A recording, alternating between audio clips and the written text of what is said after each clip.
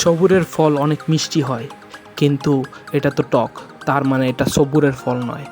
তারপর আমি বেরিয়ে পড়লাম ফল খাওয়ার উদ্দেশ্যে। আমাকে ফল খেতে হবেই, একটি মারাত্মক ফল। রাস্তায় দেখলাম এক ব্যক্তি তার দণ্ডের জুস বিক্রি করছে।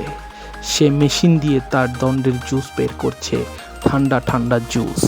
আমি বললাম, ভাই আমাকে দণ্ডের জুস দেন, আমি দণ্ডের জুস খাবো। পাশে থাকা ব্যক্তি ডাব করছিল। ওই ব্যক্তি আমাকে বিচি ফল দেখাতে লাগলো।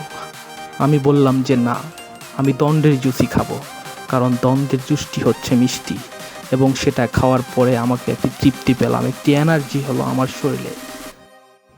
আমি সেই এনার্জি নিয়ে বেরিয়ে পড়লাম আমার নেক্সট গন্তব্যে, নেক্সট মিশনে।